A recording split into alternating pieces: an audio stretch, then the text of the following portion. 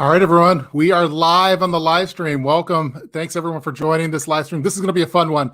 I've been looking forward to this one all day. Drinking a lot of coffee. I'm all amped up for it, so I'm ready to go. So, with you know this person already. This is Canadian Prepper. Awesome YouTube channel. He's all over social media, and you can also go to the store CanadianPreparedness.com to get all sorts of curated prepping content or prepping gear that you know is good and quality. So, without further ado, let's bring on Nate from. There we go. Canadian Prepper. Welcome to the live stream. How's it going? I'm just letting my followers know that we're live here. Yeah, we'll let you do that really quick too. So we have some people all saying hello. It looks like you're in the Canadian Prepper warehouse somewhere in Canada. Somewhere in the Great White North, as they say. Yeah, and the store looks huge, and I love how it looks nice and organized. You were saying that it was a little messy though, but to me it looks really cool. So yeah, it's actually not that bad. I don't think it might not meet your standards. I know you're. Is it color coordinated? I don't know. That's not quite, but yeah. I'd like to maybe get that at some point. I got to improve my barcoding system because we're getting so many products in here now that it's really hard to keep track of everything. So. Yeah, gotta some of that Amazon technology pretty soon. yeah. I think the last time we said you're kind of like the Amazon meets Consumer Reports for preppers, as far as having curated prepper gear that's high quality, and oftentimes it comes with a review on the YouTube channel. So, well, cool. Right. How's everything? Cool. Yeah. So, how's everything going with you overall? Just busy, very busy. We just wrapped up the Black Friday week, which pretty much is a week. You know, we didn't even do a lot of promotion this year because, well, a lot of the postal services are backed up. A lot of people may not realize that, but if you haven't placed an order for something, you know, unless you're getting it from like one of these private companies, if you're going through USPS or Canada Post, I mean, you know, they're so backed up right now because, of course, the government doesn't plan for these things. It's like they, you know, who would have thought that there would have been a second wave and they would have had to hire, you know, all these employees to deliver record amounts of packages this year, right? So anyways, just more incompetence on their part. So yeah, it's been pretty crazy. So I'm glad I didn't do that promotion, because if I did, then we would not be doing this interview right now. So yeah. It made a bit of time. Yeah, and so you didn't have like a Cyber Monday sale on the Canadian Preparedness site or anything like that? Yeah, I did, but I didn't really promote it that much. I promoted it on Instagram, but not really on YouTube because, you know, I was trying to avoid a mad rush. Yeah. So well, cool. I mean, it's awesome that how successful it is and how that you're keeping busy with that and still able to crank out the videos too. So. And I was hoping to talk a little bit about it more later because the quality keeps going up and up and up. And I know they have like a new kind of a production studio, it looks like, that's all set up with cool cameras. So, and I see that you wore your PPE for the live stream. So this is live stream PPE? Yeah, no, it's just trying to get in the habit of doing that at the warehouse. So yeah everything short mask, basically. Cool. So the last time that we talked, we covered a lot of different questions that topics that we wanted to go over, specific ones for that stream, but we weren't able to get to as much as far as the chat room type questions that were coming in. They're coming in pretty fast. So I thought for this one, we could focus a lot. I have some questions for you, but I also thought we could try to do as many of the chat room comments as we could get to. So. And so who knows what they're going to ask. So let's do a little warm up one, and then then I have some questions, and we could talk about the videos. Again, I have your site over here. If you're not already subscribed to Canadian Prepper, make sure you go to Canadian Prepper on YouTube and then all over social media. Awesome content. Also the Instagram channel, Twitter, and then go to Canadian Preparedness for the store, which has a bunch of curated prepping gear. That's awesome. So cool. So let's do how about a couple little warm up rapid fire questions from the folks that are in the chat room. I think we have one here from and yes, Sharon, I'm not in trouble from the last time that I did the stream. I everything's fine with that. So there's one here on. Oh wait, I thought I had it all ready to go. I think it was with regard to the bug out roll. Any thoughts on a Faraday mod for the bug out roll? That's a good idea. I've never really considered it. I guess I would have to find a way to have, there'd have to be a rugged exterior, but I'm sure you could line it with some kind of metallic material. I'm sure that's definitely doable. I'm sure you could just put stuff in a Mylar bag inside the bug out roll and have like an insulated Mylar bag inside the bug out roll. That could potentially work, but that's actually a really good idea. I might have to consider. I kind of like that. Like if it was for a dedicated comms bug out roll that has, it seems like the outer material could either be that kind of Faraday, kind of like the Mission Darkness bags, or maybe within each one of the pockets, it could be some kind of Faraday type adapter. I think it's kind of cool. Nice question, Prepping Penguin. So it's a good idea. Cool. Already getting new business ideas just going right off the bat. So welcome Casual Preppers Podcast to the live stream. So they're always fun. So let's see. I'm just going to pick some at random. So here we go. Here's a random one. What's a good medium-sized flashlight? That's available on CanadianPreparedness.com. Depends who you're talking to. If you're talking to the All-American Prepper, medium means different things. But medium-sized flashlight. So I imagine they're referring to like, would that be an EDC flashlight? Yeah, I'm gonna say like a EDC. Like I always carry the O lights. Those are probably my favorite now, but for the past few years at least. Let me just go grab one. I'll go grab one for you. Let's grab one in the box.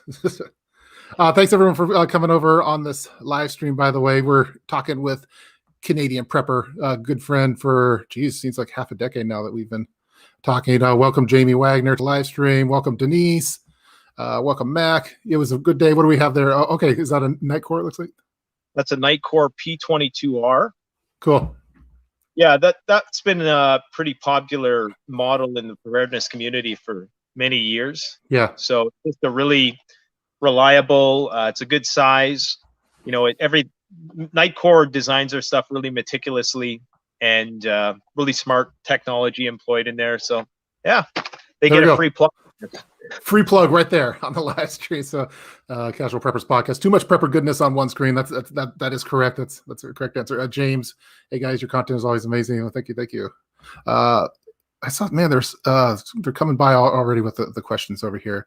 And I wanted to talk a little bit about the studio that you have too, because it's as a fellow YouTuber, I always look out for like how's he doing his lighting, or what kind of camera is he using, or that's a nice angle. I like all that. I know that you've done some recent mods with like you have like a more of a wood table now with the overhead camera and the side camera and the front camera. I know I saw that one more recently. I think on the it was like an automotive survival kit, I think, for your winter. Let me see if I can find it. I think it's this one. Yeah, that's it. There you go. Yeah, so you're going full the backdrop with the overhead and the lighting and everything, which I thought was pretty sweet. What kind of camera are you using now for your YouTube videos? I use a Lumix GH5. Cool. And do you have that for all the angles then? Like you see, like it's switching over there to. I probably have a camera of every brand, like Nikon, Canon. I've kind of gradually worked my way up over the years. I will say, like, if a person is starting YouTube, you just go cell phone cam. Yeah, you start with what you have, and then you kind of work your way up. And right now, I'm anticipating that 4K is going to become the norm. So I'm trying to, get the technology up to snuff, get ahead of it, so to speak. Yeah, I've been wanting to do that. I mean, I'm still rocking just a 1080p Canon camera, but I've heard that in like 2021, like 4K videos, I think will be more prioritized a little bit more. But I always get pissed off on your. Can I say pissed off? Yeah, my wife says, my daughter says pissed off, so I can say it. Is like I go to a Canadian Prepper video right here, and then up next is something that I don't want to watch. I want to watch another Canadian Prepper video. Have you noticed that with more of your videos lately? Man, they're trying to keep us down, right? Yeah, they're anti-prepper, because I was just looking right before this video. I have a note over here for it. I went to the dollar collapse one, which I think that was today's video. Let me go over there really quick. And then it sent me to CNN. Next up, CNN. Are you getting that a lot more on your channel lately, or is it just a common thing? I don't know, man. I try not to read too deep in it. I figure, when the time comes for the channel to really start to trend, then that'll be my time. That's kind of how I look at it. But yeah, I mean, there may be some deflections away from preparedness stuff. I haven't. I do notice that a lot. Like when I watch a video, what it's going to show me next might be different from Yeah, you that's because true. I search. So I think it's personalized. So it's very hard to say. You'd have to go into incognito mode to Yeah. really see what it objectively is, leading the next person to. But Yeah, I it's mean, so personalized nowadays that we all have different suggested videos on the sidebar. So this one went to the Provident Prepper up next, which that's a prepping channel, so that makes sense. And now I completely understand the color scheme now that you have for the videos as far as the blue one versus the red one. So I think we talked about that last time, so that was a good update. yeah, So I mean, it's the blue is for the perennial evergreen content. It's for yeah, stuff that you can watch 5 years from now and it will still be relevant. Whereas the red videos, and there's no political associations. I didn't intend for it to be political or no matrix metaphors or anything like that. It was just done like that because I don't know, that's just how it came out. But the red videos are the ones which are really time bound. They're ones which they're videos that often get a lot of attention in the first day or so, and then they kind of yeah. just immediately fall off. Kind of like live streams where it's immediate. So people very seldom will go back and watch a live stream. Sometimes they will, I mean, not all the time, but Yeah, I have a few that they like watching over and over, but for the most part, they want to watch it live because they want to interact, which is one of the cool things about doing the live streams compared to watching mainstream like TV, which I watch not that much lately. Welcome, Finance Amy Fresh to the live stream. Appreciate both of your channels and your practical approaches to prepping. Thank you. The Endless Prepper. My son loves both of you guys, and he's 7 years old. That's awesome. 7-year-old prepper. Got to be on our best behavior. It's going to be the next Canadian prepper in a few years from now. Thank you for the super chat, EDC TV. Thank you for being an amazing friend, and all your support is overwhelming. Thank you for everything. Oh, and my mom is pissed. Yeah, mom is pissed. Yeah, she's not too pissed right now on this one because I'm like, hey, I'm talking to Canadian prepper today. Sorry, what did you say on that one? She's pissed because he just gave you $50. Yeah, I'm gonna have to give it back to her, I guess. Oh man, there's one over here from a real good question. I think it's one of the more important ones that we've got over here. I already lost it. Let's see. 1 second. Let's see if I can find it again. When Canadian Prepper comes on, the comments are coming in fast. Here's one from Casual Preppers Podcast. Boxers or briefs in a bug out scenario? The world wants to know. I think boxers makes more sense. I don't think briefs are going to last that long. Yeah, I do the ex officio boxer briefs that's my preferred one. A lot of people are talking about going commando style. So, yep, that might work too. Without any underwear. I did a video on underwear. Yeah, it's definitely something people should stock up on for sure. Yeah. Well, do you have a recommended underwear for people? I think that's a personal choice. Personal choice. A cloth or synthetic? No, I would actually recommend polypropylene material or merino wool because it's antimicrobial. Yeah. So anything with some of them have like silver infused. Some of them are the antimicrobial stuff. Bacteria doesn't adhere to it, so you're good to go until it wears out. That's good. We've never had that question, so thank you, Casual Preppers Podcast, for that question over there. You can wash it quickly. It dries quickly if you have to wash it in a river. Yeah, it makes sense. One more, and then I have some more questions for you. Any recommendations for taking gear on a plane? I don't fly much. You'd probably know more about that than me. Yeah, I mean, I don't. For most things that you have in your normal EDC, I usually, if I might have to check it then for like knives and multi tools and stuff like that. For me, I try to keep my EDC gear to be fairly TSA safe, but there's some stuff that you can't do. Flashlight, like I think there's even a limit for the milliamp hour power banks that you could have on a plane. I think it's the maximum you could have is that Anchor one that's 26,000. But I don't really have much. I use my normal EDC bag just like I would normally. I don't really do it customized for plane. I just have to take some of the stuff out. So cool. And then here's one from Matt. This is: do you edit your own videos? Yes, I still do. I'm trying to I'm trying to train somebody to do it for me, but I still edit my own videos. Yes. It'd be really hard, I think, like because I imagine that you have kind of a mental storyboard or video board as far as how you see the video going and the different shots that you want in the narratives, and then what kind of overlays you'd want on it. It seems like it'd be kind of hard to be able to translate that to someone in the same quality that we've grown to expect from your videos then now over the years. Yeah, I mean, I don't particularly think my videos are that special in the sense that they're good productions from like if somebody who is experienced in videography were to look at some of them, I'm sure they could find a multitude of ways that it could be improved. I usually just start out with a raw idea and kind of piece things together, but occasionally I will have a storyline that I try to follow. But oftentimes, I try to emphasize the actual substance of the message first, and then kind of build a video around that.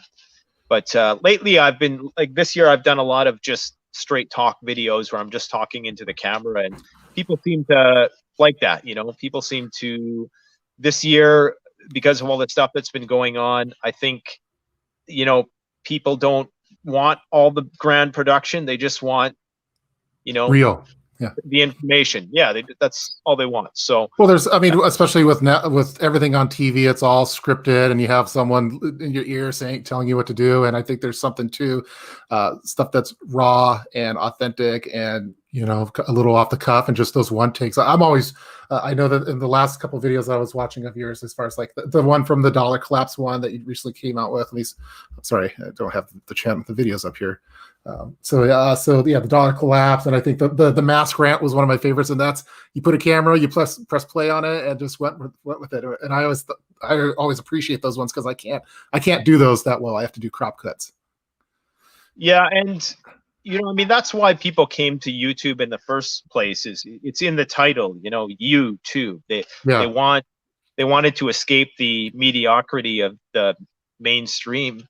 And unfortunately now, though, what's happened is, in order to really get your videos trending, not even really trending, but just more exposure, you kind of really have to step up the production. You can't just always do that kind of video.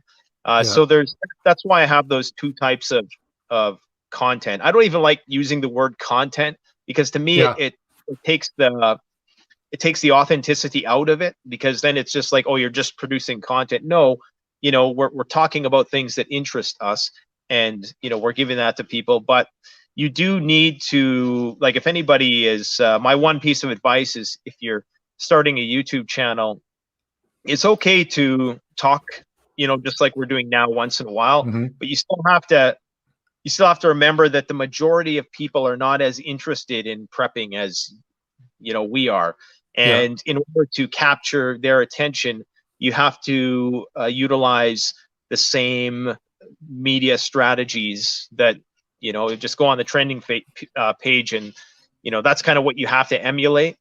So you do have to put in some work, and it's a lot of work. As you know, I mean, I see the multiple camera angles and all the different shots and the scenes that you have to create in your videos, and it's an incredible amount of work. And the problem is that the more perfect a video looks, I find the less people notice. If you ever watch TV, like if you ever watch one of those reality TV shows, and you really pay attention to how seamlessly all the camera angles go together, and how many times the camera changes, and you just don't even notice because they're so good at it.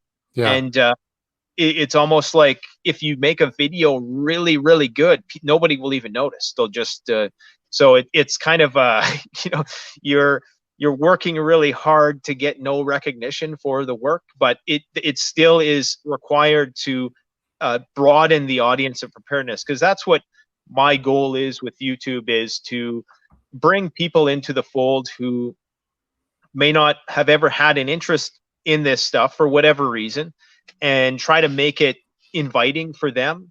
But occasionally we talk like this, and sometimes my videos are perhaps more opinionative, and maybe that does alienate some people. But I'm trying to work on ways that I can communicate things that I'm passionate about and not alienate a larger audience. That's the challenging part, right? So you Yeah.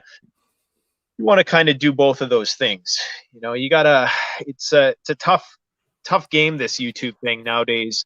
But I will say, to YouTube's credit, they are getting better, and the algorithm's getting more intelligent. I found that that perennial content, it will. There I go, calling it content. It YouTube is getting better at knowing the difference between that stuff, like the stuff that you put hours and hours of work into, and just the stuff that you're just rattling stuff off. Yeah. The algorithm's starting to learn the difference, and it's rewarding that, but it's more long form. So if you want the quick views, you do the talking vids, and if you want the long view, then you do the more detailed, meticulous productions. Yeah. So those are awesome pro tips for anyone that's has your YouTube channel and want to grow it in the preparedness community. I think those are all really good, and that's one of the things I struggle with, is because sometimes it's frustrating because you put a lot of effort into some extravagant video where you have a PDF and all these different angles, and then no one really watches it. But then you go over to Costco with your cell phone and film something, and then that does better than the other ones with little to no effort. So I guess it's a good combination of both. And the thing that you mentioned with regard to most of the people aren't like hardcore preppers that are watching the videos. I think a lot of our audience probably is more intermediate to advanced preppers, but there's a lot more non-preppers out there, and the ones that are like the whole aspect of YouTube and making it real and authentic even with a cell phone camera, it seems to do well. So it's really amazing how many non-preppers there are. I mean, yeah, you just go out and talk to, like, 95% of people don't relate to what we're talking about here, Yeah, totally. So that's something always keep in mind. And when I came to YouTube, I started coming to YouTube because I wanted to talk to other preppers, because I couldn't talk to anyone locally they don't care about how I'm organizing some piece of gear or how many lumens some flashlight has, but the people on YouTube do. But it's kind of a fine balance. With Christmas just around the corner, I see there's a lot of people asking for certain gift ideas. So then here's one from this is IP'd freely. That's awesome. What could my girlfriend get me for $40 in prep gear, no knife or flashlights? That's a good question. Well, I do have a video coming out in the next couple days. I just had my cameraman here recently, and we just shot a video, and it's going to give you ideas for both inexpensive and more expensive items. So there's going to be like 10 inexpensive items under $40, most of them, and 10 expensive ones. I would say some kind of book would be good. The Outdoor Life book series is great. It's full of some really good illustrations.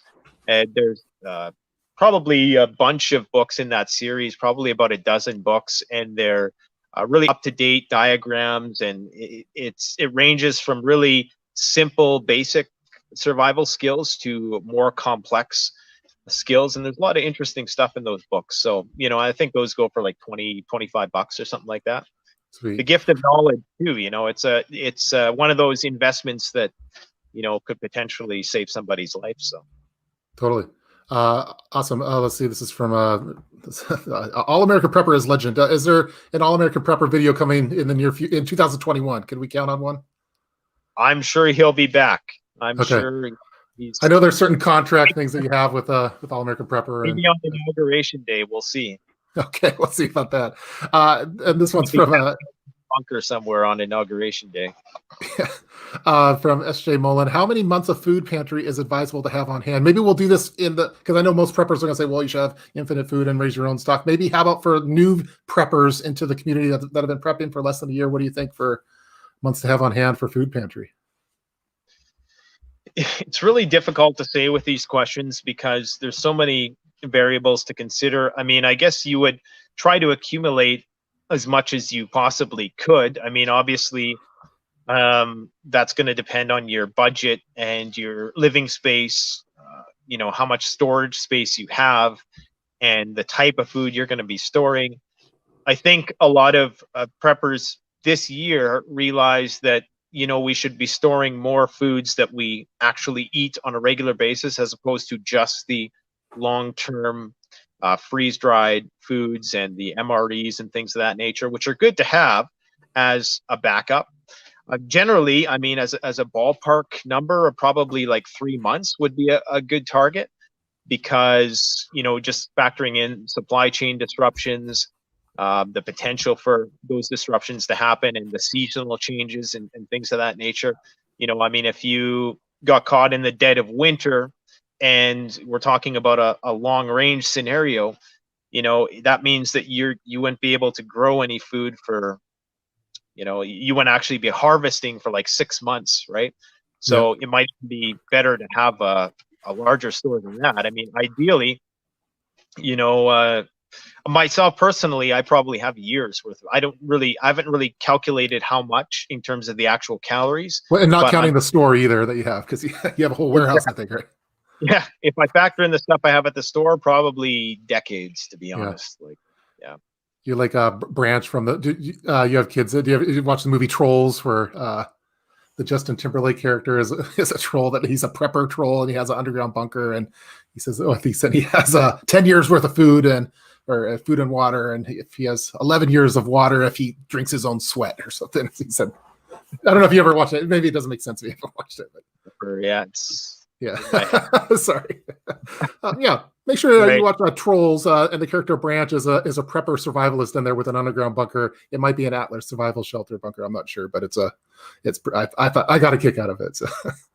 I've been trying to do like 100 days. I think like 100 meals, 100 like family dinners, I think would be a good goal. And it's one that I'm trying to do 100 cans of meat right now. I'm getting into meat canning and for the protein, but I guess if you're vegan or vegetarian, you don't have to worry about that as much, but cool. Let's see. And I already know the answer to this one, but Canadian Prepper, do you still work as a mental health professional, if I recall right, or did your bug out role and other online revenue allow you to focus on your preparedness company?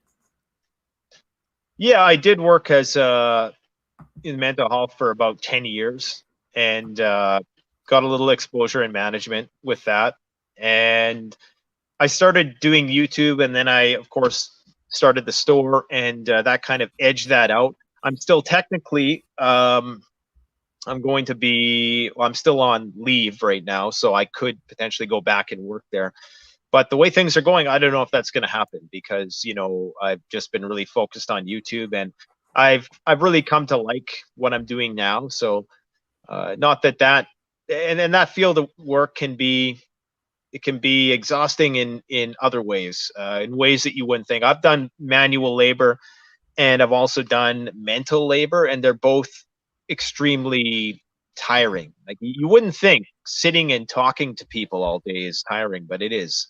It's mentally exhausting, because you really have to be laser focused on what they're saying, and the brain takes the majority of the body's energy, and that's when you're using your brain all day, it can drain you for sure. So have you like a lot? I know that what you were doing, the kind of the day gig before, and then doing the prepping and kind of building up the both the channel and the store. Sometimes I think it's common for people where you're doing like your hobby or love was the prepping stuff, and then you had the day gig. But once the prepping stuff became the job, did it kind of take away a little bit of the joy of it, or did that not happen with you? That's a good question. Like, I mean, I love the gear, I mean, obviously it's cool. Like, it's almost surreal that a lot of the stuff I used to review, now I'm talking to like the distributors and the manufacturers, and it's kind of weird. It still hasn't really maybe set in yet for me, but I mean, anytime your livelihood depends on something, I guess there's a sense of survival instinct that kind of comes with it, or a sense of urgency that you have to, maybe there's a bit more stress with it. Mm-hmm. But I try to still have fun with it and remember why I'm doing it. That's something to remember at all times, that and it's not hard, because especially in the current climate we're in right now, I'm constantly reminded of why I prep, and some people think that the more sensational videos I do are, you know, I'm just doing them to do them. But no, those are really coming from the heart. I mean, when I make a video that says warning, you know, I'm not trying to necessarily shock people and get people anxious. My goal is actually to, because I know that people are kind of on edge right now, and my goal is to alleviate anxiety when you come to my videos, to that hopefully you're being educated in such a way that you're leaving with less anxiety than you came in, because there's a reason why people are attracted to video titles like that, because that's, you know, kind of the information we're seeking. We realize that we're living in tumultuous times. So yeah, that's, you know, that's kind of how I stay motivated, is just, you know, the state of things. I mean, it's not hard to justify being a prepper right now. So as long as things are on the edge, you know, my motivation doesn't seem to wane much for this whole preparedness thing. Yeah, and it's 2020 is definitely the year of the prepper. I think there's a lot more preppers now in 2020 that there were in 2019. That's for sure. And I know that sometimes people well, those are clickbaity titles or whatever. But I know that, like, let's say you have a viral video that goes and gets 400,000 views or something on something, and even if 1% of those people stick around and go into the other prepping stuff, how many people you're building up into becoming preppers for the other content? Because I really like the strategy of, you know, getting some stuff to bring them in, and then more of like beginner, advanced, intermediate type level videos. And I think you do a well-rounded selection of those. So I think it's awesome. And you've been doing the analytical stuff from the very get-go. Like I back in the early days of prepping YouTube, there was like Analytical Survival was doing a lot of those, and then he kind of focused on it was an awesome channel. But then there was a gap in that particular part of prepping, I thought, as far as on YouTube, and you filled that and far exceeded it as well too. So I've always enjoyed the analytical, philosophical, and we could probably talk about that a little bit more as far as approach to prepping, because it's not all just guns and knives and bomb shelters. So.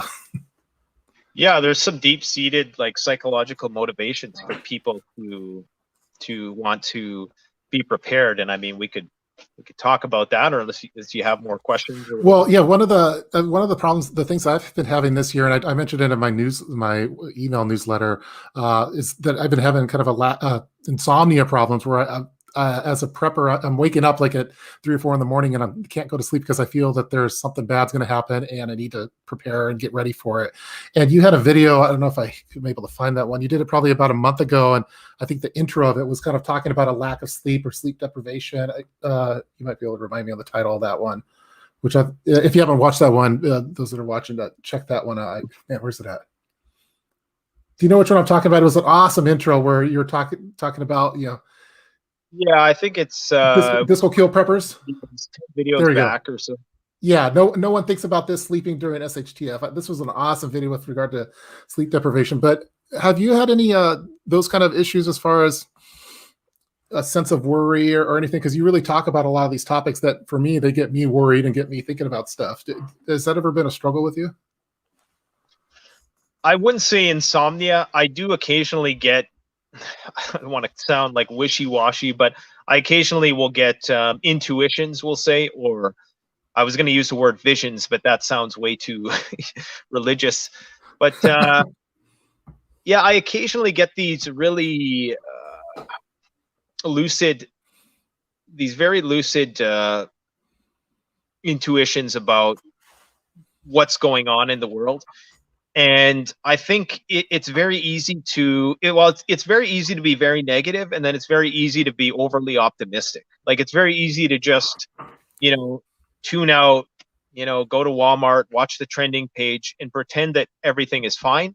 And it's just as easy to go down the rabbit hole of, you know, everything sucks, and, you know, the world is going to hell, even though there's good arguments to make for both things. Like, there's arguments to show that the standard of living overall for people on the planet has gone up substantially in the last 100 years. I mean, if you're just looking at meeting material needs, I mean, the poorest amongst us today is wealthier than the richest person 100 years ago who didn't have running water and automobiles and airplanes and Wi-Fi and all that stuff. So you kind of have to keep it in perspective. But I do believe the reason why a lot of us are feeling like you're feeling is because there is, animals, and we are animals, have a capability to sense danger and in ways that we don't even physiologically understand. Like in the same way that, animals will,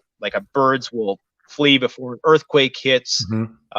I think we have sensory capabilities that extend beyond our awareness. And it doesn't take a rocket scientist right now to realize that, look, like, our financial system is it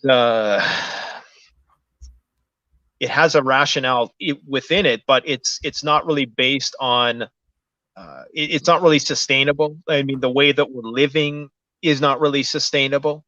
And you could make the argument that we're working towards that we are that between technology and our political deliberations, that we're moving towards a world which is going to mitigate these problems. But at the same time, you can also look at that and get a sense of, oh shit, like something's got to give at some point. Like there's big changes coming. And now it might just be that these intuitions, they're not for anything. It might not be that there's going to be some big apocalypse or something like that. It might just be that things are going to significantly change from here on in. Like, I mean, like technology, the technological changes we've seen in the last 30 years with the internet will pale in comparison to what potentially we see moving forward when we're talking about genetic modification, 5G, cryptocurrency. I mean, all of these technologies have the capability to drastically transform the way we live, and we may be sensing that.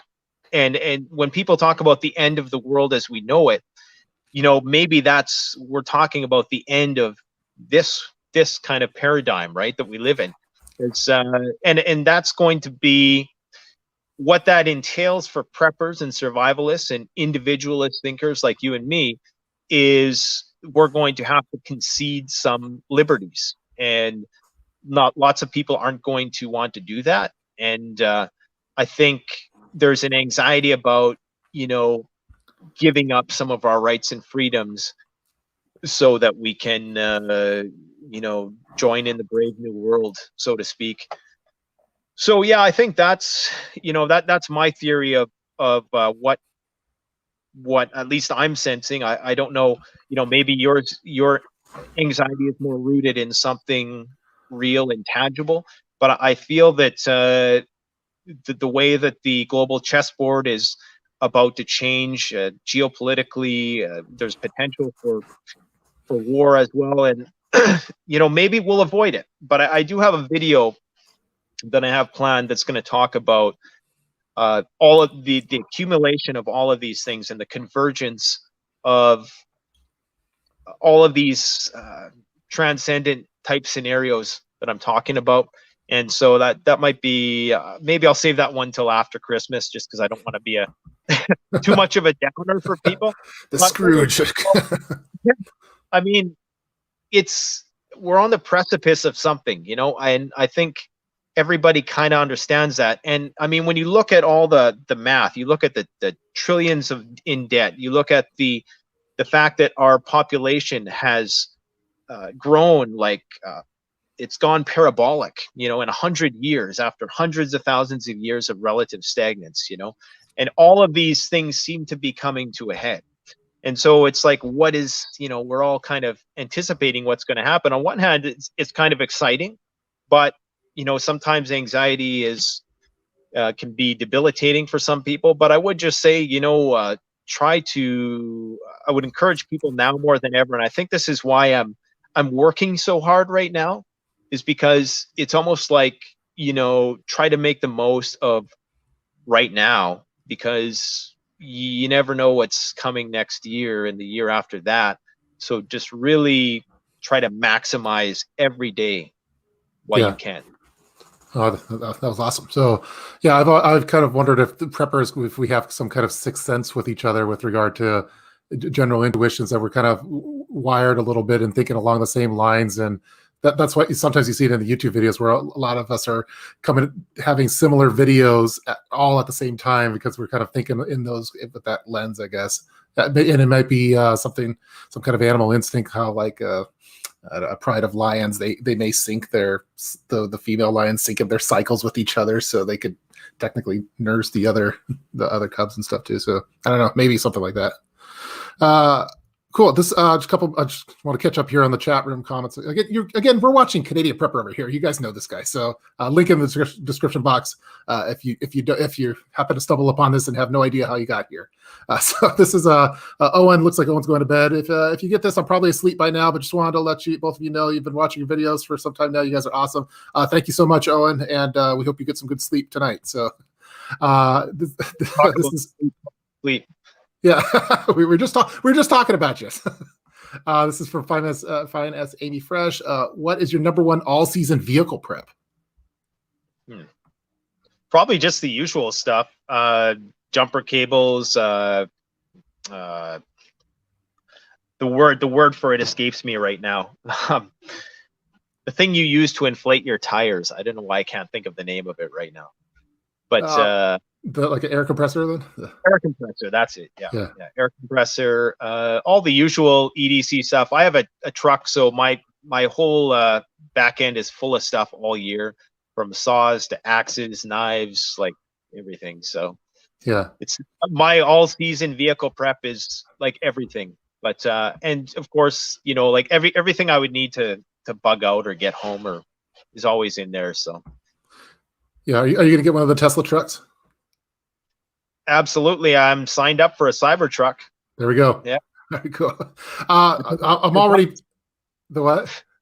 $100 for a truck. You can't go wrong for that. Okay, there you go. $100 to reserve it anyways. You can. Yeah. Awesome. So it looks like I'm backlogged already, and I thought maybe we could do some rapid fire chat room answers. Let me see if I can siphon through these so I can get back on track. Let's see. Why is CP wearing gloves? CP's doing that because he's working in the warehouse right now. He's doing double duty. Yeah, I've been in the warehouse all day, and it's just trying to get in the habit of, proper PPE and being sanitary in the warehouse, because, we're handling people's survival gear. So yeah. Let's see. These are all just general comments that I'm reading through. Thank you, everyone, for being so active in the chat room. It's hard to kind of go through all these. It's trying to find the actual questions over here that we could have. Let's see. Stuff, and people talk about the virus. They're talking about why is he wearing gloves. For the vehicle, for me, I think that everyone should have a fire extinguisher in their vehicle. There's a lot of different options. There's a really cool one by Element fire extinguishers. It's real small. It looks like almost like a flare. I thought that was pretty cool. I don't have one, but let's see. Urban and Canadian for President 2024. That sounds like too much stress. I don't know. I'm pretty sure they'd be asking for my birth certificate. I have a yeah. We're not sure if that one's going to happen. Let's see. Man, so many. Blockchain is the future. What are your thoughts on blockchain? Check out Pi Network if you haven't already. Yeah, well, I think you probably know more about it than I do, but it sounds like a pretty promising technology that has a lot of applications, and that's just part of the the changes that I'm talking about that are on the horizon that are going to happen in some way or another. They're going to happen. It's just how they're going to happen, how we're going to get there. Is it going to be like a gradual slide into adoption of these technologies, or is it going to be an abrupt thing that shocks the system? That's the question. Do you think that that we should go to more of a cryptocurrency type system with regard to blockchain then? It's tough. I'm still kind of deliberating on cryptocurrency. Right now, people are kind of treating it like an investment, which is dangerous because no other currency is treated like an investment. Yeah. But there definitely seems like it's been given the green light. and because you have big companies like Square and PayPal who are opening up the fintech scene to allow people to trade with Bitcoin, and I think that's that's a sign that it's coming, and I think it's going to be conveniently timed to the demise of the U.S. dollar. But go watch my video that I just put on YouTube where I talk about that. Like it seems like This video right here. There we go. Yeah, it seems like right when the cryptocurrency is going to reach its maturity, that's going to be right conveniently around the time when the dollar just becomes worthless. But we'll see. I'm very surprised that they haven't really tried to put out their own cryptocurrency, or that there hasn't been other attempts by governments to employ the technology. Maybe that's coming. I don't know. What are your thoughts on it? Well, with regard to currency, yeah, I mean, I like blockchain just as a technology. I think it should be used for the voting systems. I think it should be. I use it for video hosting. I'm a big fan of like the alternative blockchain type video hosting networks that offer a little bit more protection. And I think there's something to be said for the currency part of it, for more as an investment than like a easily traded one. For me, at least right now, I was just talking to. We were talking on the live stream the other day, and we were saying, well, if someone gave you $1,000 cash, $1,000 in silver, $1,000 in Bitcoin, what would you take? And what would you take in that scenario as a prepper? Well, I think right now I would probably take the Bitcoin, because it may be. I'm always skeptical about. I think you lose something when you convert gold. Like if I wanted to convert gold to cash, selling it, I would probably lose something. Whereas with Bitcoin, Bitcoin right now, I mean, I guess there's just as much of a chance that it's going to crash as it's going to go up. But I think because it's been adopted by these companies, the likelihood is that it's probably going to keep going up. But, I'm not a financial advisor. I don't want people to go buy Bitcoin just because I said that, because anything can happen at this point. Literally anything can happen. I wouldn't make any big financial decisions before we get a glimpse of what's going to happen in 2021, because the chicken's got to come home to roost. All this spending and all this sky high stock market business, it's not real, man. It's kind of scary. I mean, as a computer guy, when you look at metrics and stats on those kind of things with the lens of kind of a computer thing, it makes you think there's a bug. So. Cool. So thanks everyone in the chat room. It's super active. I'm trying my best to get through it. Thank you everyone that's given a super chat, by the way, too. There's been some that's come right through, and I didn't see it right away. Let's see. There's one over here. This is from. Well. Yeah. This is one. Canadian Prepper. Could you do some bug out challenges? Are you too busy to do the bug out challenges? Those take too long. I'd love to, man. That's on my list. Actually, I do have some stuff planned for this winter to do some winter challenges. I've done them in the past on the channel. You can go back and really what a lot of it amounts to is camping. But yeah, I do have some challenges in the works with respect to long treks and surviving the elements with a minimal amount of gear. This is stuff that I really want to do. Unfortunately, 2020 kind of blindsided me. I didn't think that that our store would be doing so well, and that I'd be so bogged down with just doing stuff in the whole quarantine business. And Canada has some regulations which restrict going to certain places right now, so it's it's complicated. I think we can still access what we call Crown Land, which is pretty much the only place I go, so I don't have an excuse really. I just this is my excuse to YouTube. And but yeah, that's the goal. Once this becomes a self-guiding thing, that's all I'm going to be doing. I want to do what my Self-Reliance does, and just build a cabin in the woods. And hopefully Starlink, Elon Musk gets the Starlink thing by then. That way I can still communicate with you guys and be in the middle of nowhere. And would you get an Atlas? Would you get an Atlas survival shelter underneath your cabin in the woods?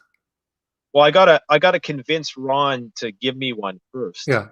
Yeah, that's And Ron. Just give him one, Ron. If you're watching this live stream right now, or if someone wants to send it to Ron, we'd like you to donate Atlas Survival Shelter to Canadian Prepper, and you could set it up kind of like the Joe Rogan podcast. It looks like he's in the Atlas Survival Shelter to me, but yeah, for his new studio. yeah.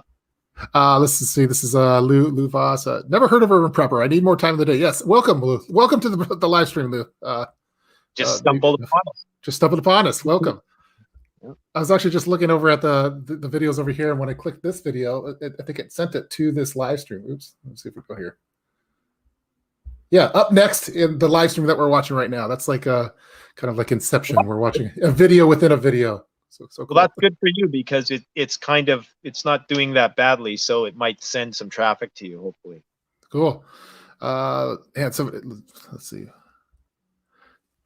We only man, we've been flying by already. It's already 53 minutes into that. Let's see. Batteries. What storage and usage best ones to use? Do you have any videos on those?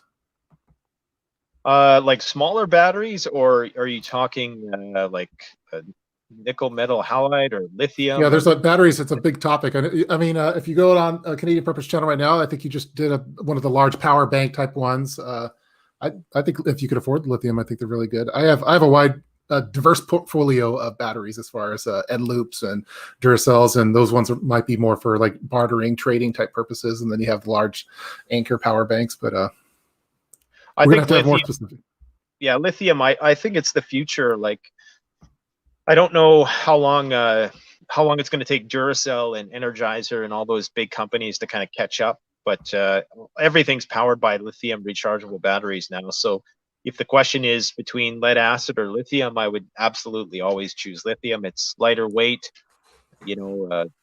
As far as I know, I think they're, for certain lithium batteries anyways, the amount of recharge cycles, the lots of the qualities of the batteries are just far superior. So yeah. You choose any other one. Let's see, Dr. Dave AZ. I'll take an Atlas if he'll donate one to me. I'm sure we would. Special thanks. Who's that from? Living Survival. Thank you on the super chat. That's so cool. Welcome, Living Survival, to the stream. We need to do another one. So let's send me an email and let's get one in the books. That'd be fun. Have you done a live stream with him? Yeah, we've done one. We did one a few months back. Actually, early on during COVID. Back then, I was trying to do more guests at once. Now I'm trying to do like the dedicated streams with a single person for an hour, because those other ones in the early COVID days, it was more longer form than that. And no one was, I don't think they want to watch a 2.5 hour of me yapping with people. So I like the hour-long format better. Definitely going to go check that one out. Yeah, it's fun talking with them. So yes, thank you so much. I keep saying something about these pinball. What is it? Prepper ball launcher. What is a good pepper ball launcher? I've been seeing this over and over, and then someone else was talking about it too. Is that like a paintball gun or something? I have no idea. I've been seeing this comment from the very beginning of the stream and to now. So I just use, when I go playing paintball, I just use the gun they give me. So yeah, there's some guys that go there like tacked out with their really like it's an airsoft is a whole community on here. I'm sure there's all kinds of stuff about that on here. Yeah. I'm not sure what some of these questions are. There's some that are, someone's mad at you at something. Let's see. I get sometimes yeah. It's as like a YouTuber, like every single day I have someone is writing something real mean to me, and they hate me, or they calling me something, some kind of name or something. I imagine that you have to just kind of brush those off, like it's on an hourly basis then. You know what I found? Yeah, I mean, it comes with the tat that when you first start your channel, you don't really have a lot of trolls. No. Because you're attracting, the videos that you're doing tend to be more personal. And so people, become a friend of yours almost in a sense.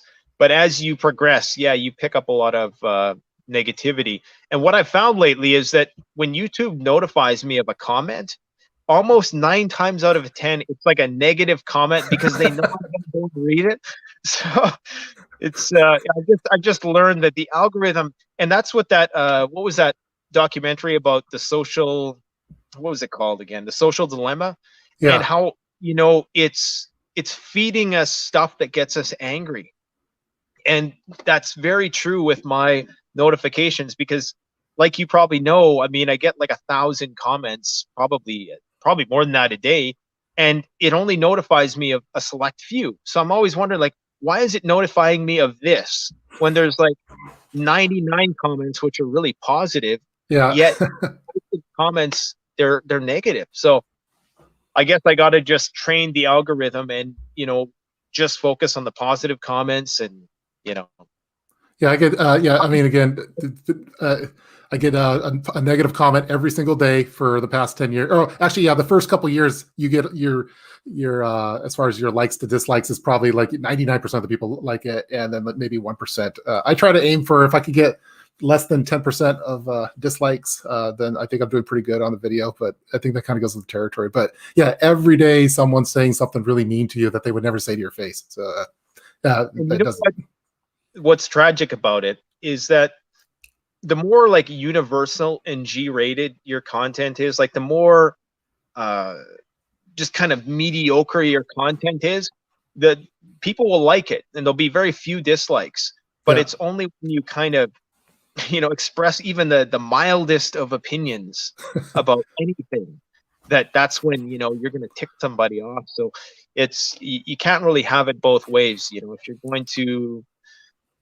And that's the problem with you know, being authentic. You kind of have to go all in, or, you know, you can't really sit on the fence. And that's why you'll have channels which are very polarizing, and they still have a very good like to dislike ratio, because they're attracting people who think the same way. Yeah. Whereas you have, if you're doing like kind of what we're doing with the blue videos, where they're trying to attract a large audience, and then all of a sudden we drop a video on them which has an opinion in it, that's when you start pissing people off. So yeah, I understand what's attracting them, and, you know, it is what it is. You know, some people are unhappy. There's a lot of unhappy people in our world. It's unfortunate, but, you know. Yeah.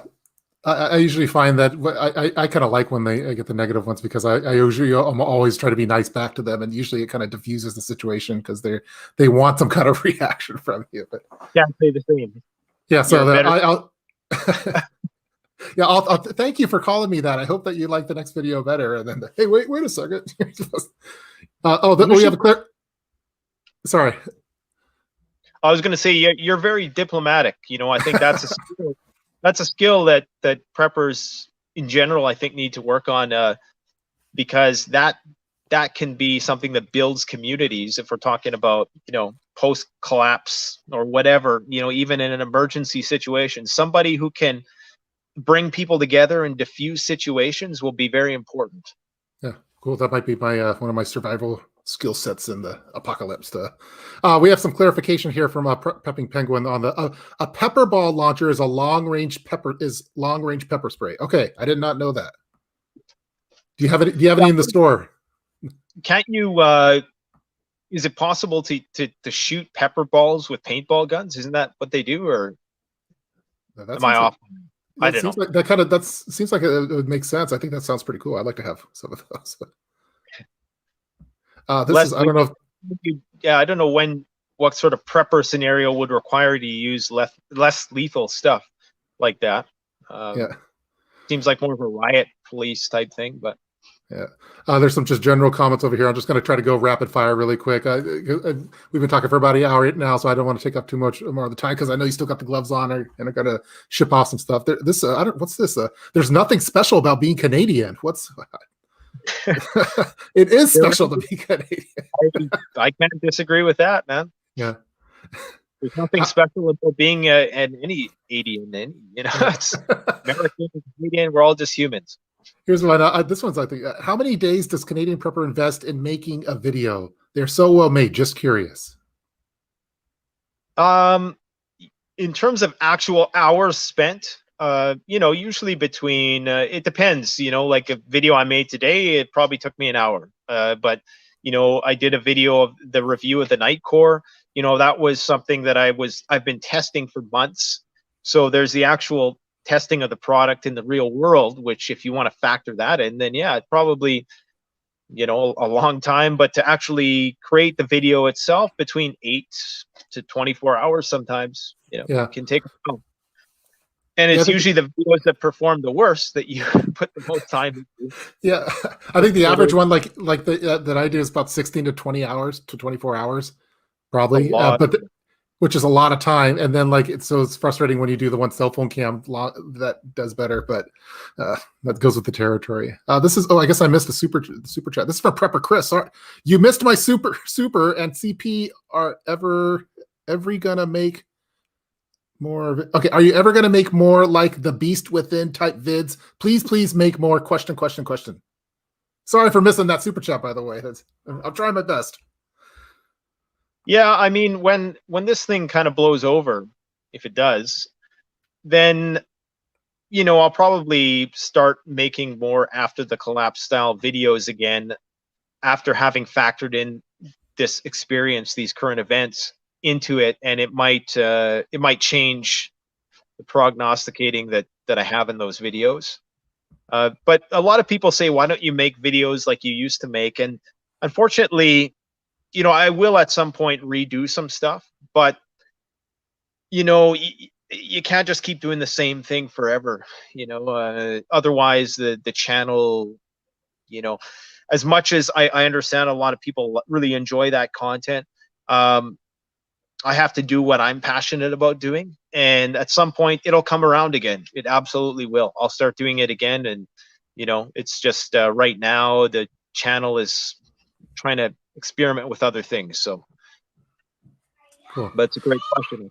Yeah, cool question. Looks like someone's wanting rapid fire. So again, we're talking over here with a Canadian Prepper. Oh, it looks like we have a Little Miss Prepper. Do you want to say hi to Canadian Prepper? You don't want to? It's okay, you don't. She had enough of you the last time. Is Mom mad at me? No, I just See, here you go. Hello. You're talking to Canadian Prepper up there, and he's in Canada. Okay, How are you doing? Okay, she's not interested. She's not impressed. I have a daughter the same age. I have a feeling they would get along really well. Yeah, that'd be fun. Hopefully, if this all goes away, that we could do an in-person one instead of the live streams. But well, let's see. We've been talking for about an hour now. How about let's try to go through what Sarah's requested. Sarah's requesting rapid fire general comments. I'm just going to go one by one, and we'll try to do it for a couple minutes, and then I'll let you get going because I know you still have the gloves on. So again, we're talking with Canadian Prepper. So here we go. First round is a warning shot. Then says, "I am willing to pull this." I think that's talking about the Prepper balls. Okay, the love and light to y'all. Hoo-ah, that's from Southwest Prepper Group. Thank you. This is from Heads or Tails Living. A question for both. Pinball Preparedness tried to contact you about Freedom Gathering. Would you be interested in speaking out against control measures being forced? I try to stay away from kind of political stuff on my channel, but I don't know about you. But yeah, I'm kind of the same way. Yeah, I'm just gonna. For me, it's like for me, it has to be kind of prepping related, I guess. But here's another one. This is from Andy. Question: what do you think is the best data storage for medium? Storage medium. What do you think? You're the guy. I like SD cards or micro SD cards. I have a ton of them, and I have them organized in different little Pelican cases and stuff. I think they're thin and lightweight, and they're resistant to everyone says, "Oh, you're going to ruin all your data with magnets," and no, you're not going to. I've tried. So I have I don't know, for your laptops, I like SSD cards, but or SSD hard drives, but I do micro SD for myself. But okay, rapid fire, Stanley. Any thoughts on air guns for hunting because of the low sound report and easy? Yeah, I think that's a good idea for like squirrels or something. Yeah, I mean, absolutely. You should definitely have one in your arsenal, and the higher the caliber, the better. I mean, they'll still make noise. It won't be nearly as much, but yeah, the cheap ammo, and you're limited in terms of what you can hunt with it, but absolutely. I think I did a review of a pellet gun. Cool. One. Let's see. This is from Apartment Prepper, Canadian Prepper. I've been watching your videos for about 6 years now. Doing good work on here, man. Looks like he's got some food storage behind him there too. Yeah, I was eyeballing that. Looks nice, man. Let's see. I know how it is to cram a bunch of stuff into a closet. It can be done. It's amazing how much stuff you can fit in a small space if you're determined. Yeah. This is 684 people watching and only 234 likes. Make sure that you smash that like button. If you like these type of videos, you can subscribe and click the notification button on both of our channels. We would greatly appreciate it for more prepping content like this. We're going to actually be having Canadian Prepper's going to be coming back in, I think, 2 weeks from now. We have the big reveal of the kind of like the three amigo prepping type things. Let me see if I can get this image up here. Here we go. We're going to have the three preppers. We're going to have city prepping, the urban prepper, and Canadian prepper all on here at the same time. That one should be a blast, and I had a great time making that image in honor of the three tenors. But and no, I'm not going to be singing on it. I think city prepping might have declined as well, but. Okay, I'm going to do a couple more rapid fires and then let you get back to stuff. Thank you for the super chats from everyone. For Christopher RST, I don't know what RST 250 is, but he's a long-time subscriber of mine. Cool, welcome. Look, it's had the beard the entire time. I could see it in there. Yeah. So he started off with a very goatee, and now, yeah. This is from Prepper Tribe. Yeah, the Little Miss Prepper is a star. Yeah, she likes doing that. You guys are awesome. At least she didn't call you out tonight. No, she didn't call me out tonight. We had this one planned. You're getting her trained. She realizes it's futile now. So yeah. So there's some stuff on the virus, but I think that'll be your. Maybe we could do one final one over here, and then I'll let you get going. What's your favorite prep? That's from Prepper 556. My favorite prep. I don't know if it's gear or. I'm in a warehouse of like thousands of items. That's a really, really tough one. You'd have to kind of narrow it down a little bit. I guess my favorite prep would be the thing I use the most, which would be my EDC knife. That would be either my Benchmade knife. What knife do I have on me today? I think I'm using a different one today. Oh yeah, it's about that time of the stream where we do EDC check. Okay, EDC check time. There we go. This is the SOG. I can't remember what this one is called. SOG Salute. So it's just a cheap, $30 knife for when I misplace my Benchmade, and then the Leatherman's there, and very cool. That's the main stuff. Yeah, a lot of thank you for everyone for the comments over here. Sorry that I wasn't able to get to all of them. We were trying as best. I have the Benchmade bug out. So someone else, you missed my super chat. What are your thoughts on strategic relocation? Sorry about that, Desert Ranger. It's a good book. I've done a video on strategic relocation as well, and strongly encourage people to, factor that into your long-term preparedness planning. Population density, resource availability, those variables. Where you're living is definitely going to be one of the main factors that determines the likelihood of potential disasters. So, and as I've discovered, it doesn't matter where you live, there's hazards and benefits everywhere.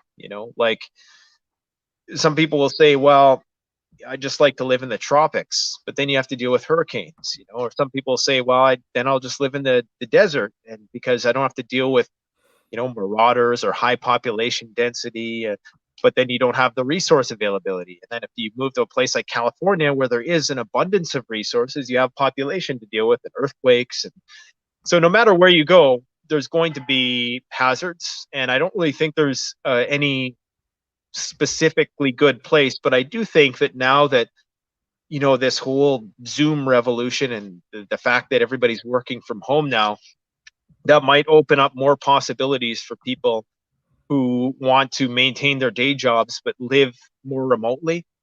It seems to be a possibility that's opening up now. So I think strategic relocation may take on a different meaning in the future. What are your thoughts on that?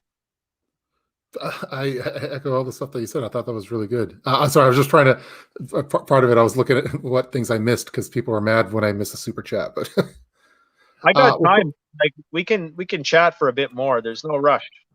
All right. Well, you heard it there, folks. So we're gonna go overtime on the live stream now. So okay, I'm gonna try to get to as many as we can. Man, there's some that are pretty deep that I think are gonna take too much time to do.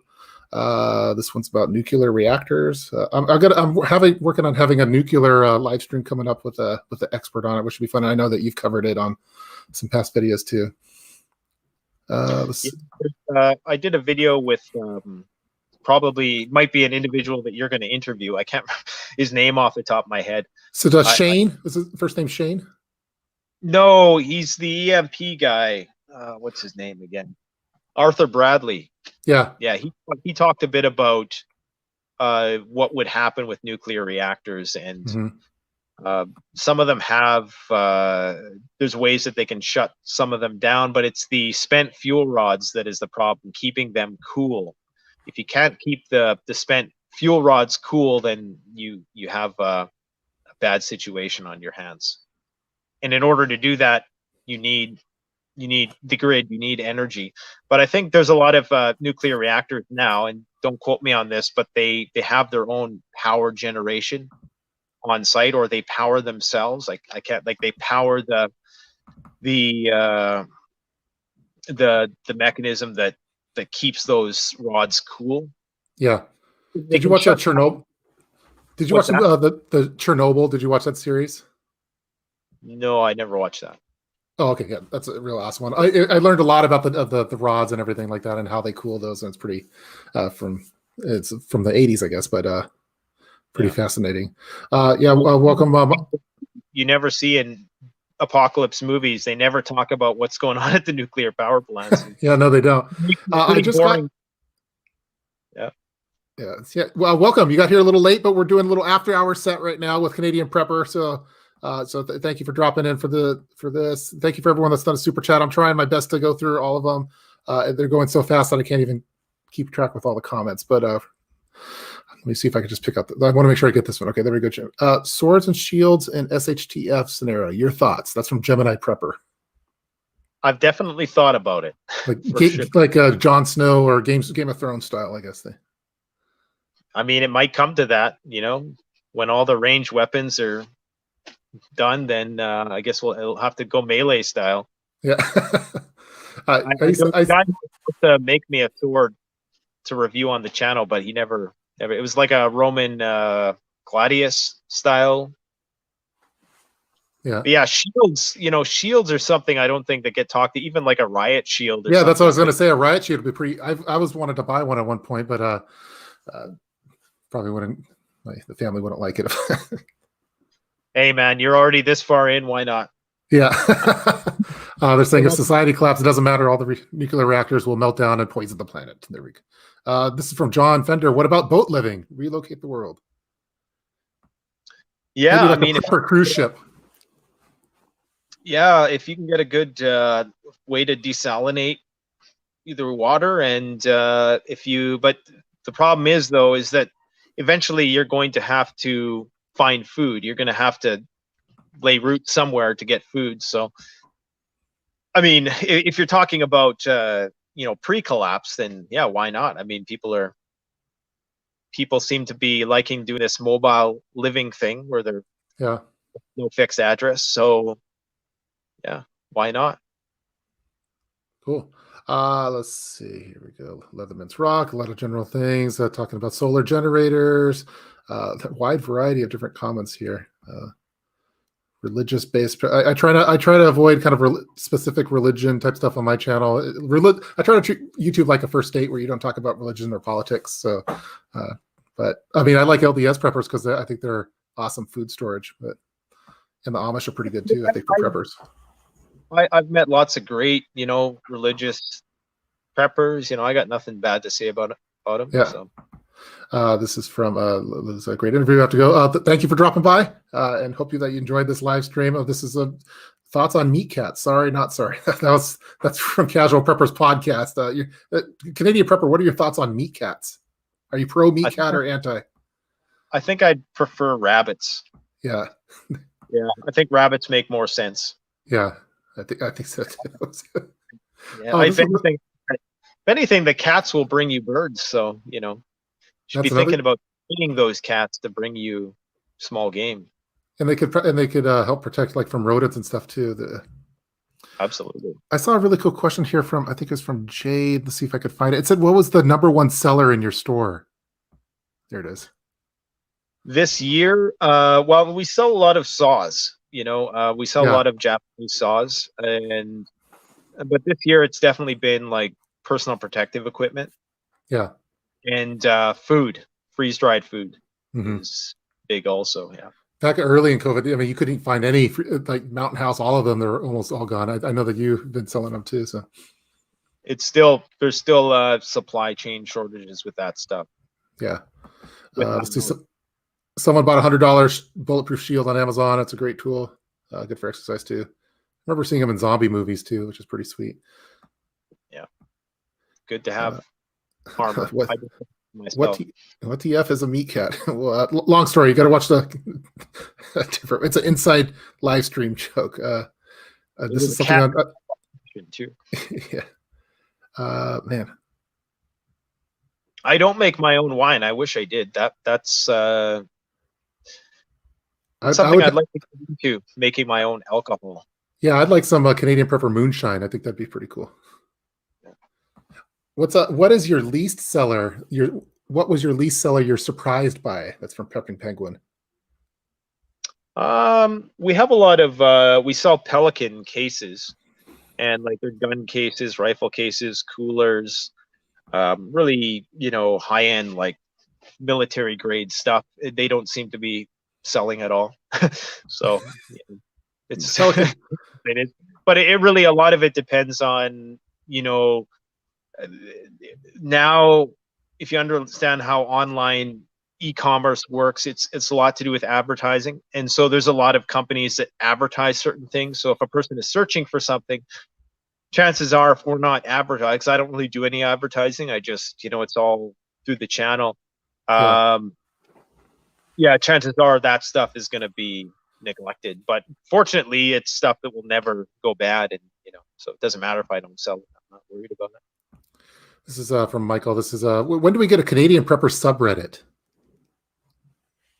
I'm familiar with. Is it just like a chat forum, or what? I guess a subreddit, like a Canadian Prepper page.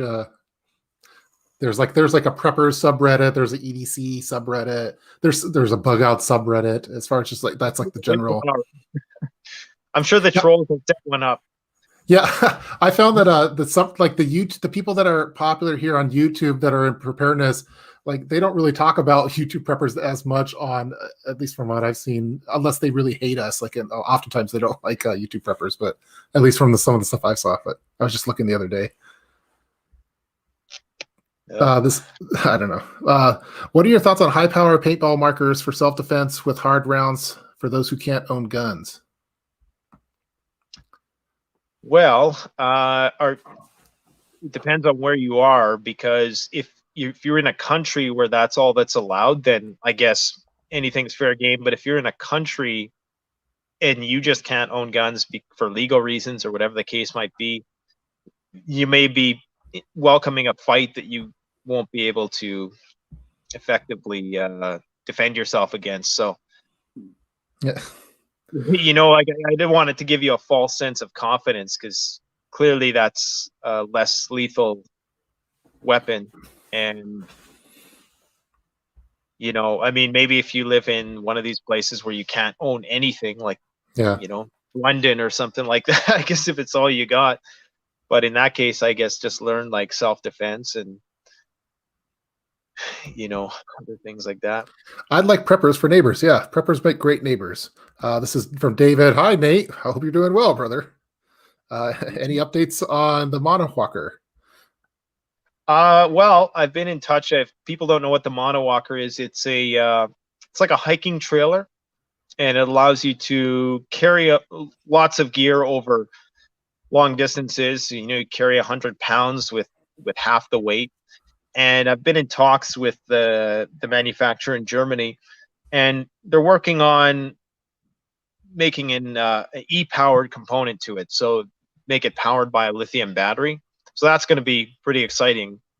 I've been pushing them for that for a long time, because that's part of the problem. Everybody's moving to e-bikes now. And as much as this device really allows you to carry more stuff, it's still kind of cumbersome, and to have that capability to have like regenerative braking and to power the wheel when you're going uphill, that would be very beneficial. So yeah, stay tuned. I'm sure that's coming in the next couple of years anyways. It's not coming anytime. Yeah, I like that video. I thought I went to your video. Oh, this the future of backpacking model walker. In fact, that's the one. I clicked the wrong one in there. Okay, cool. Yeah, I don't want to take too much more of your time. I know you got a lot of stuff going. I want to just make sure I get to this last. Saw someone put a super chat in. So this is from Desert Ranger, last one. Then any thoughts on doing a crossover video with slingshot channel weapons for SHTF after bullets are gone? The Survival Lily crossover was effing awesome. It was awesome. I don't know. I'm not too familiar with the slingshot channel. Maybe. Oh yeah, no, that's the guy in Germany. What's his name? Jorge Sprov? George? Yeah. I kind of did I did a review of the Cobra Adder repeating crossbow. That was his. Yeah. But we haven't actually collaborated, but yeah, that'd be awesome. It's kind of hard to do the collaborations in the same way as previous because of everything going on. Well, cool. Yeah, if anybody survived the apocalypse, it's going to be that guy for sure. Well, cool. Some crazy trebuchet or something. Yeah.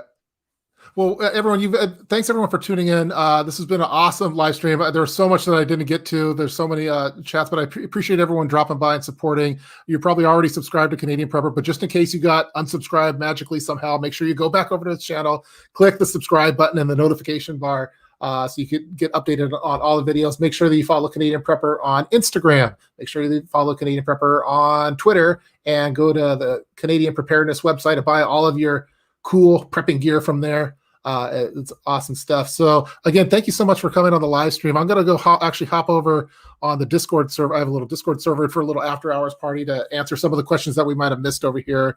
Let's see, as Prepping Penguin mentioned, hop over to Discord, which has been fun. But again, I really appreciate you taking the time to talk with my audience and answer as many questions as we could in the short amount of time that we had. It's always fun, always great. We should definitely do it again for sure. And I just hope everybody's keeping safe. Yeah, there's a lot of stuff we didn't talk about, but hey, let's just keep doing what we're doing and try to enjoy the holiday season to the best of our abilities. Yeah. If there's something that we didn't get to, make sure that you tune in on the 17th when the three preppers will be talking. We'll be talking with City Prepping with Canadian Prepper as well. So maybe we could get to some of the missed stuff from over there. I could go relook at some of the chat stuff. But thanks everyone for tuning in for this particular live stream. If you happen to not watch it in real time and you're watching the rerun, we hope that you guys enjoyed watching it. And I'm going to try to answer as many of the questions that I can within the chat room. And I'm going to hop over to Discord right now to answer some stuff in real time again. But again, this was with Canadian Prepper, awesome YouTube channel, and just going bigger and better, especially in 2020 and 2021, surely to be eventful. So we made it through a whole live stream, by the way, without talking about coronavirus or anything. So I thought that was pretty good. So cool. Well, thanks everyone for the support, and we'll see you next time. Take care.